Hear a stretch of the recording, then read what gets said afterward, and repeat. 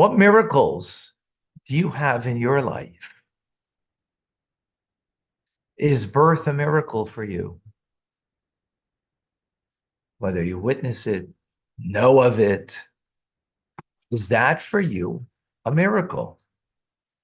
Or maybe, it's happened a few times here and there. And therefore, it's a regular routine of life.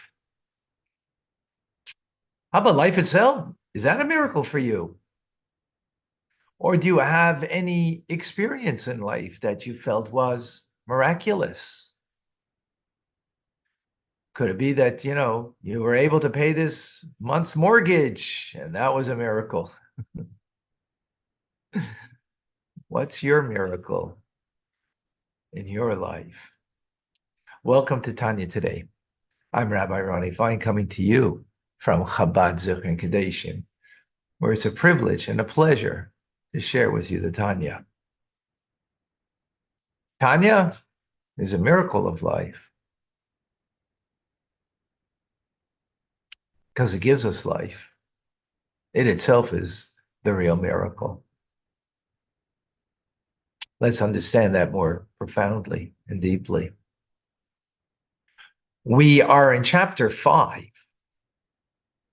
Shar Yichud Ve'emunah.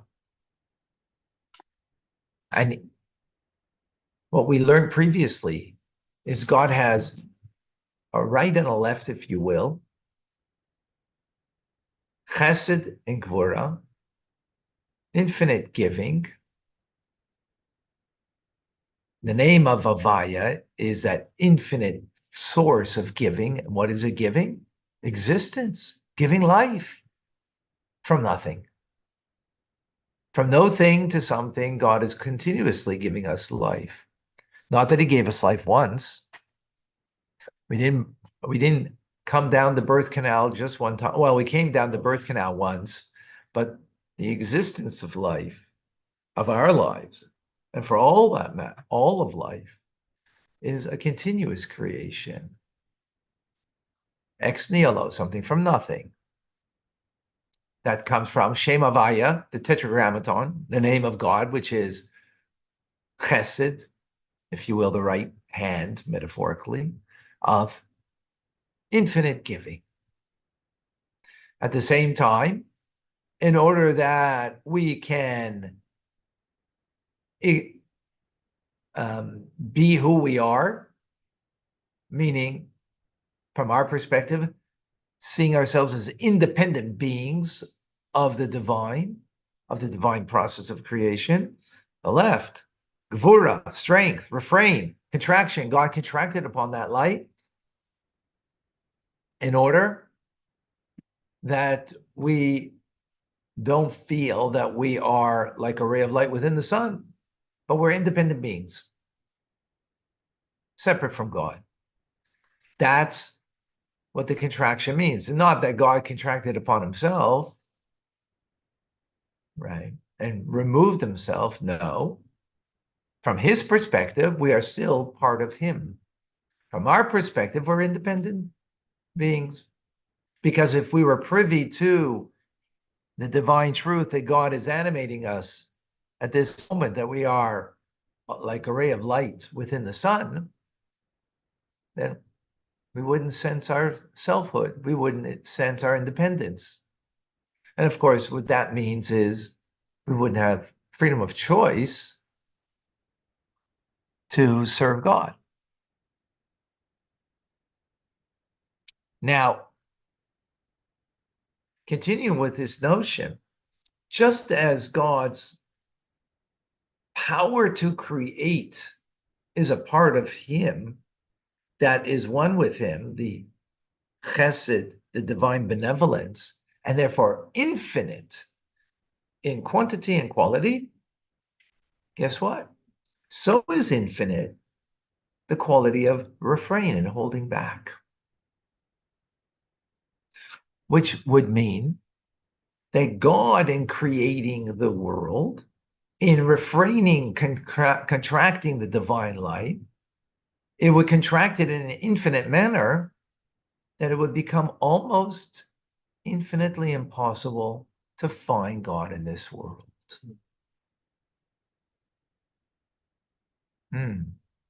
So says the Alter Rebbe in chapter 5, this is what our sages teach us in the Talmud or in the Medrash, that originally God thought to create the world with the attribute of judgment, meaning gvura, tzimtzum, contraction. Now, of course, contraction coming after the power of God creating um, with his benevolence, but it would be remaining with that. He saw that the world would not be able to endure because godliness would be so obscure, so concealed, that how could you find it? How would you find God in this world? Excuse me. So therefore, what did he do? He associated the attribute of mercy with creation. What is the mercy in creation? Mercy meaning that God put into creation something that would allow us to have a sense of his presence, of his realness. And that is godliness, meaning seeing the supernatural within the natural, and that would be through tzaddikim, righteous people, that they have that power, that they are not, they found God, and they found God in a very profound manner that gives us an inkling of the presence of God in the world. And also through the signs and the miracles that are recorded in the Torah. Very powerful idea, which is saying very clearly, based on what the sages say, that the righteous in our lives that we are connected to are giving us the power of seeing and experiencing some form of godliness in this world that gives us a sense of God's presence. Because the righteous and also the miracles that are recorded in the Torah are defying the laws of nature.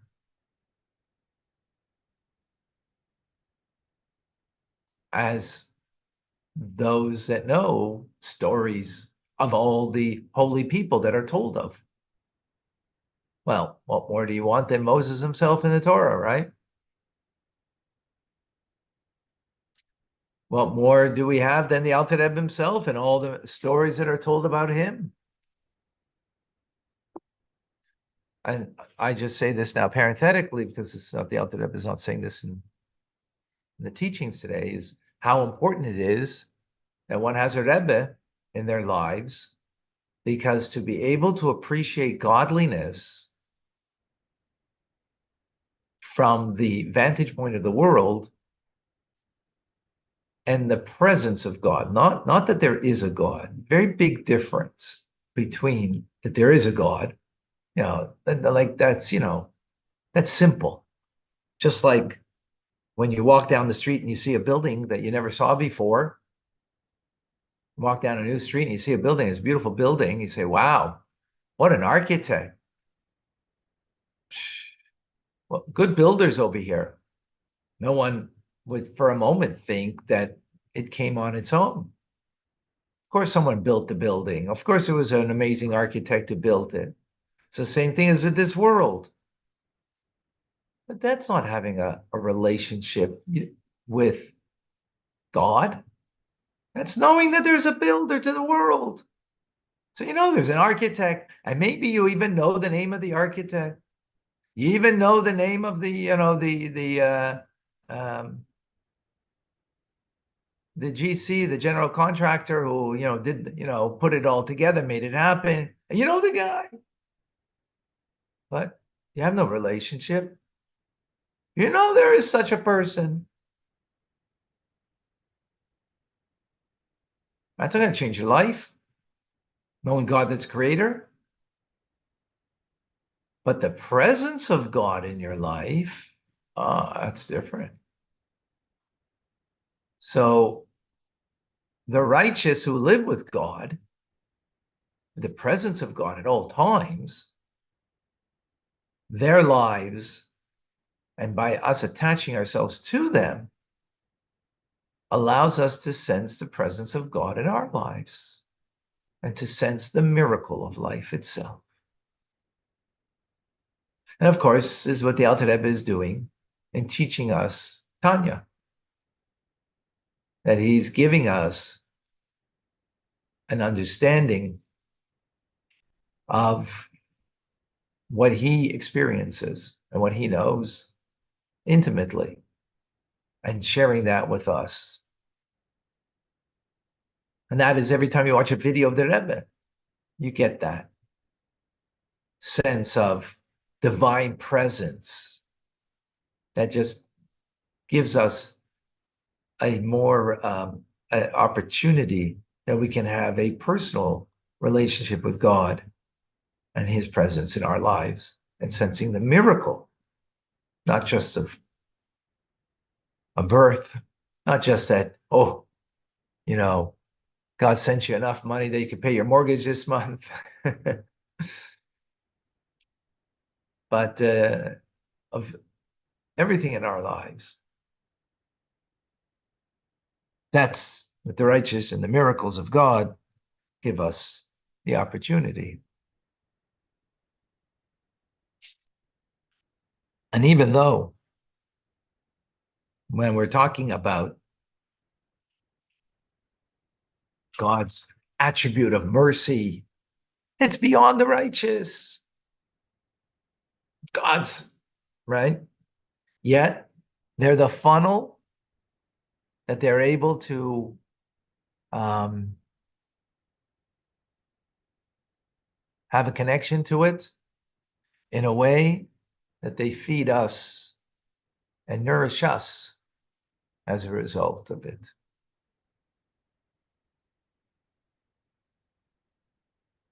As it says about Moshe, that he was only able to have the lower levels of divinity of Netzach Hod Yesod, of the divine attributes of God that he was privy to, but yet he's still a conduit of the divine. Even though, yes, the soul of the righteous, they will in Gan Eden be privy to the divine, but that will be a ray of light. But yet the righteous, they are the conduit to bring the presence of God into this world in a way that it feeds us, it gives us a connection to the presence of God. Not that there is a God. That's a human, for any human being. Anybody that doesn't, isn't a believer, whatever.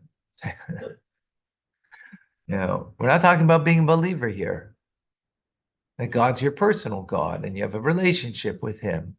To find that in your life, if it wasn't that God had compassion and gave us the righteous,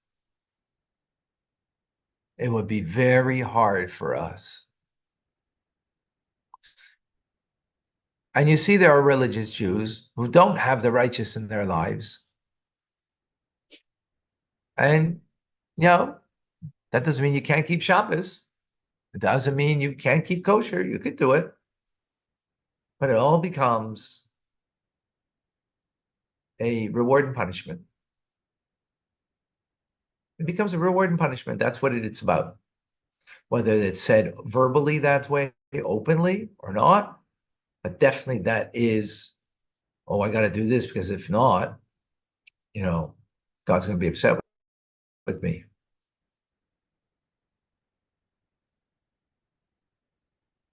If I do this, oh, he's going to be really happy with me and I'm going to get rewarded for it. I'll get rewarded in this world, the next world, right? Whatever it is. Not to say that that's not a truth. It is a truth. But that's not living life. That's not really having a relationship with God. God's not present in your life like with, a spouse or your children. You have children that in your old age, will take care of you. There'll be a reward. You're putting up through the punishing days of raising your children. In the end, you'll have reward from it. You'll have nachas from them. They'll take care of you in your old age and so on. Of course, that's not a real relationship, right? Likewise with a spouse. There's things that I need in my life that my spouse provides for me. So you're not really having a relationship with your spouse. You're having a relationship with what your needs are that your spouse fulfills. So your spouse becomes the conduit for the fulfillment of your needs. Your need might be love. Your need might be, companionship. And not to say that those are not, things that we might have a need. But if that's the basis of the relationship, or that's what the relationship begins and ends with, then it's not a real relationship with the person. There is no person. It's just what that person serves me. So likewise over here with God.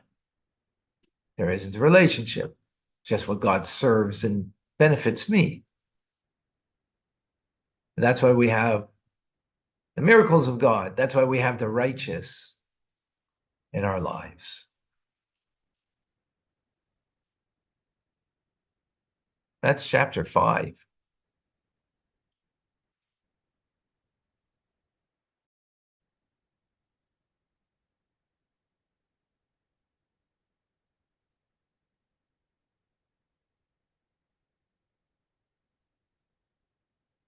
We begin chapter 6.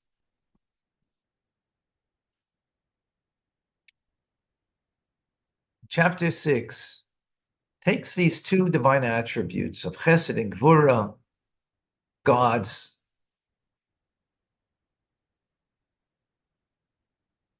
power of giving, his power of refrain, divine benevolence, divine gvura, refrain, restraint, tzimtzum, contraction.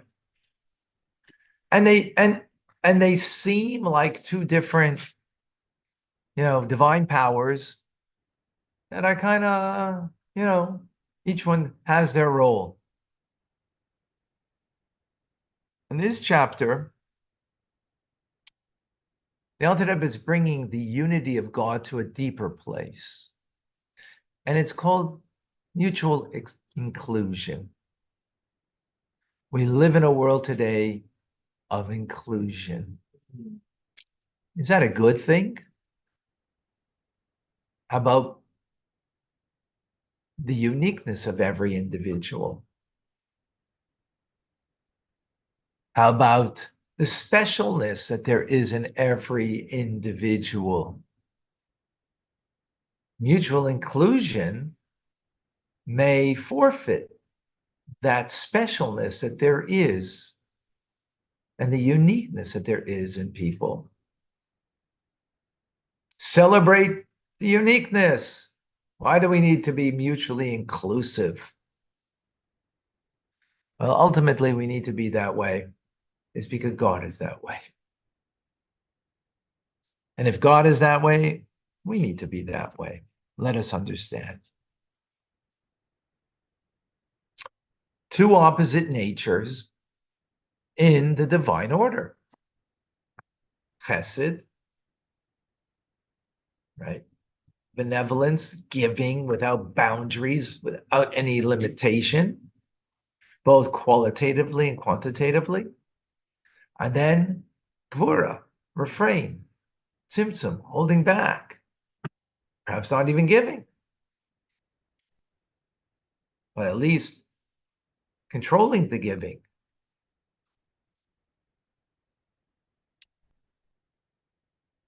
So comes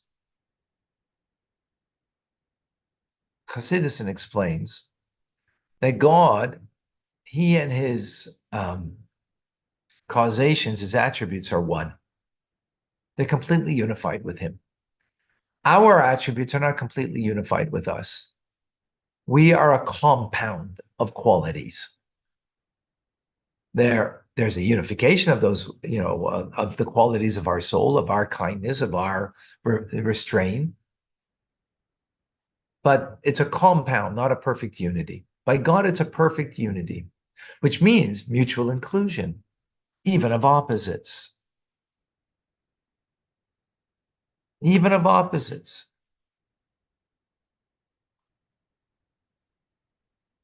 Right? Now, this is what it means. Havaya hu Elohim, Hashem hu Elohim. We say after the end of Yom Kippur, we say Hashem hu Elohim. God is God. God, the name God, Hashem, Tetragrammaton, Yud Kei Vav Kei, right? Is Elohim. Yeah, but they're different names. Not only different names, they're different attributes. Havaya is, right, is transcendent, is the divine benevolence, and Elohim is the divine restraint, Dvura. Totally opposite. But being that they're totally one with each other, one with the essence of God, therefore, they're one with each other. In other words, there are not two forces of God. That's actually idolatrous. There's only one God. That from him come two qualities. We perceive it and see it as, difference, but in the end, it's not. It's one and the same. There's the name Elohim that conceals and contracts, and then there's the name Avaya that is the life force that gives existence and vitality. But they're a complete unity. They're not a compounded with God, but a perfect unity, and we don't get that, right? We can't understand that. That's beyond us, right? Our world is binary. Up, down, right, left, light, dark, good, bad, nature, miracle. Two forces. That's how we perceive. So we say Avaya, Elohim. But no, Hashem, hu Elohim. It's the same God. It's not binary. It's oneness.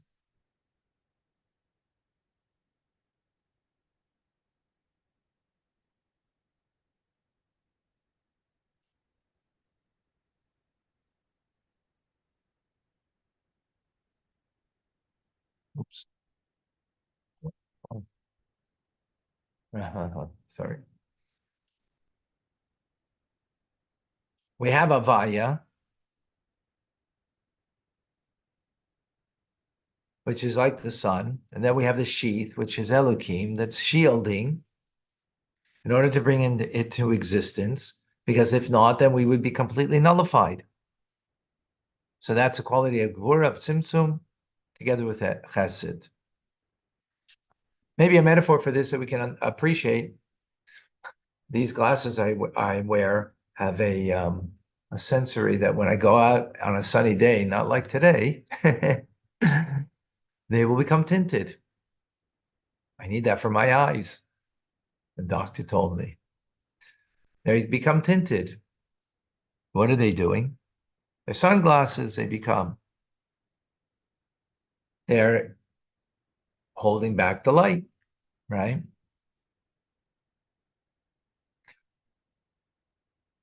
Getting light and holding back the light at the same time. Let's give another metaphor. A child that is ready to walk, the parent removes themselves, puts down the child, and removes themselves, and they take a step, two step, three, and they remove themselves. The child sees separateness from the parent. They don't sense the being coddled. They don't sense the chesed. They don't feel the love because the parent is removing themselves. They feel, sometimes they even cry because they feel the separateness. Is that an act of gevura of restraint by the parent? Is it? Yeah. Yes and no. The act is restraint, but the intent is pure love. Why is the parent doing it? Not for a gain, not um, to pain the child, but the child needs to learn how to walk. Parent, needs to help that child. So the parent removes themselves. But what motivates them to remove themselves? Love, chesed, kindness, doing a kindness to the child. So you can do a kindness to somebody, and it's not mutually exclusive of only giving a candy, or right? It's not exclusive. No, it's mutually inclusive of also removing yourself. Now, from the child's perspective, it feels distance. It feels like an act of gvura, of restraint. It doesn't feel being smothered and bundled in love, but in fact, that's what it is. That's why they're mutually inclusive in us, because they're mutually inclusive in God. Is that clear? Any questions? Any comments?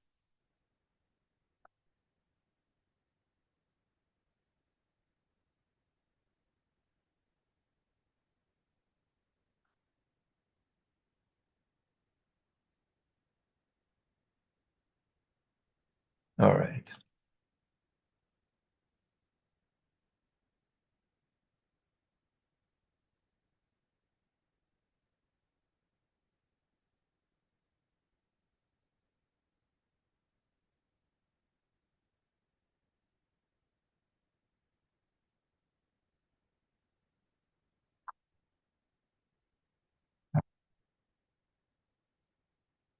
I'm looking to see if there's any questions online. I don't see right now. Let me take a look.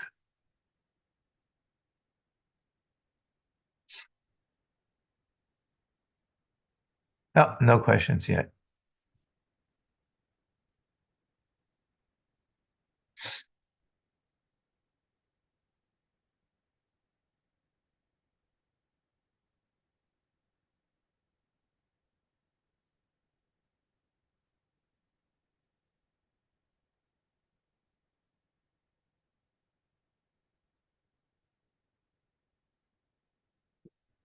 All right.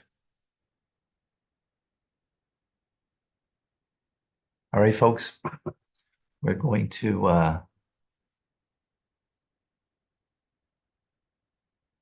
we're Rambam now. Reminder tonight, 6:30, we have Torah studies. Then 8 o'clock, TRC. Come and join us. I'm Rabbi Ronnie Fine, coming to you, Chabad Zich and Kadesh in Montreal, Canada. It's a privilege and pleasure to share with you, Tanya. Rambam.